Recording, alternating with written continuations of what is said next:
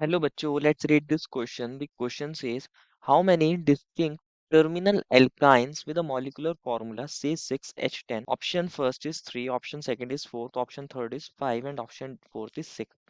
बच्चों इस क्वेश्चन में हमें बताना है कि कितने डिस्टिंक्ट टर्मिनल एल्काइंस फॉर्म हो सकते हैं जिनका मॉलिक्यूलर फार्मूला C6H10 हो। तो फर्स्ट ऑफ ऑल बात करते हैं बच्चों इस क्वेश्चन के की कंसेप्ट के बारे में और समझते हैं इस क्वेश्चन के की कंसेप्ट को। की कंसेप्ट क्या होगा बच्चों? Terminal alkyne. Basically terminal alkyne बोलते किसको है?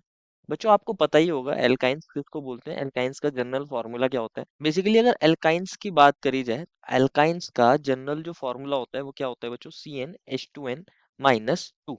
ये एल्काइंस का जनरल फॉर्मूला होता है। वो कंपाउंड जिनके अंदर कौन देखने को मिलता है बच्चों? ट्रिपल बॉन्ड देखने को मिलता है। बेसिकली कार्बन कार्बन के बीच में ट्रिपल बॉन्ड देखने को मिला है, ये देखने को मिलेगा हमें, कार्बन कार्बन के बीच में ट्रिपल बॉन्ड। और ये दो साइड हमने दिखा दिए, यहाँ पे कोई और ग्रुप्स अटैच होंगे। तो इनका जनरल फॉर्मूला क्या होता है? CnH2n-2। अगर हम अपने फॉर्मूले को चेक करें, हमें मिला है C6H6, तो वो भी इसके अंदर वेरीफाई हो जाएगा। C6H6 को आप ऐसे भी तो लिख सकते हो, 6 2 12 होता है, 12-2। तो ये फॉर्मूला क्या बन जाएगा बच्चों? C6H10। दैट इज ये भी एक एल्काइन है। अब टर्मिनल एल्काइंस कौन होती हैं इसको समझना है।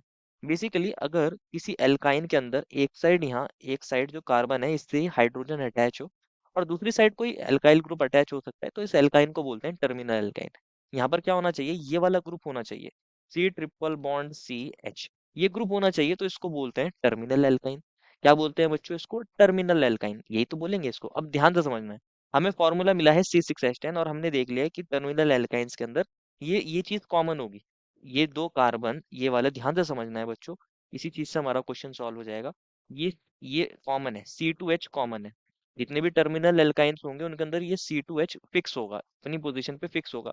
दैट मीन्स हमें अगर देखना है कितनी तरह की टर्मिनल एल्काइंस हो सकती हैं, तो हम इस आर के अंदर चेंजेस कर सकते हैं। अब हमें पता लगाना पड़ेगा कि ये आर के अंदर कितने कार्बन होंगे, कितना हाइड्रोजन। वो जो टोटल जो हमारे पास फॉर्मूला है वो है C6H10। C6H10, और इसमें से हमने ये वाले दो कार्बन और एक हाइड्रोजन फिक्स कर दिए, C2H तो कर दिया है फिक्स। तो इसके अंदर अब कार्बन कितने रह गए? 4, और हाइड्रोजन रह गए हैं 9। दैट मीन्स ये जो आर बचा है ये कौन है? C4H9 ग्रुप है। C4H9 ग्रुप है, और जो हमारे पास टर्मिनल एल्काइन है वो है C4H9C ट्रिपल बॉन्ड CH। तो ये हो सकती है। और इस ग्रुप को ही क्या बोलते हैं बच्चों? C4H9 ग्रुप को ही बोलते हैं बच्चों ब्यूटाइल ग्रुप। क्या बोलते हैं? C4H9 ग्रुप को बोलते हैं ब्यूटाइल ग्रुप। क्या बोलते हैं बच्चों? Butyl group. अब ब्यूटाइल ग्रुप के आइसोमर्स पता लगाने पड़ेंगे हमें। ब्यूटाइल ग्रुप के आइसोमर्स कौन कौन हो सकता है?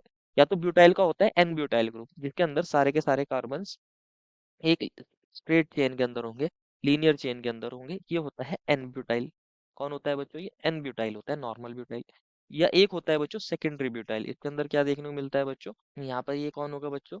अगर हम इसकी बात करिए तो ये है हमारे पास सेकेंडरी ब्यूटाइल, इसकी ये वाली वैलेंसी फ्री है, तो इसको बोलते हैं बच्चों secondary butyl group. Secondary butyl group, ये तो फर्स्ट पॉसिबिलिटी है। ये सेकंड पॉसिबल होता है आइसोमर ऑफ ब्यूटाइल। एक थर्ड पॉसिबल आइसोमर भी हो सकता है बच्चों, उसको बोलते हैं आइसोब्यूटाइल, और ये होता है आइसोब्यूटाइल। यहाँ पर अगर ये CH3 हो बच्चों, और ये एक H, और यहाँ पर कौन होगा बच्चों? CH2, और ये ग्रुप होता है आइसोब्यूटाइल। कौन सा ग्रुप है बच्चों? ये आइसोब्यूटाइल ग्रुप होता है। एंड एक फोर्थ होता है बच्चों, वो कौन होता है? टर्ड ब्यूटाइल। इसको हम ऐसे दिखाते हैं बच्चों, CH3C, और यहाँ एक वैलेंसी फ्री, और ये CH3 और CH3। तो इसको बोलते हैं बच्चों टर्ड ब्यूटाइल। क्या बोलते हैं? Tert butyl. चार पॉसिबल आइसोमर्स होते हैं ब्यूटाइल ग्रुप के, normal butyl, sec butyl, isobutyl, tert butyl. तो हमारे पास चार ही डिस्टिंक्ट आइसोमर्स बन सकते हैं, चार ही डिस्टिंक्ट आइसोमर्स बन सकते हैं हमारी टर्मिनल एल्काइन के। कौन कौन बन सकते हैं ध्यान से समझना है बच्चों।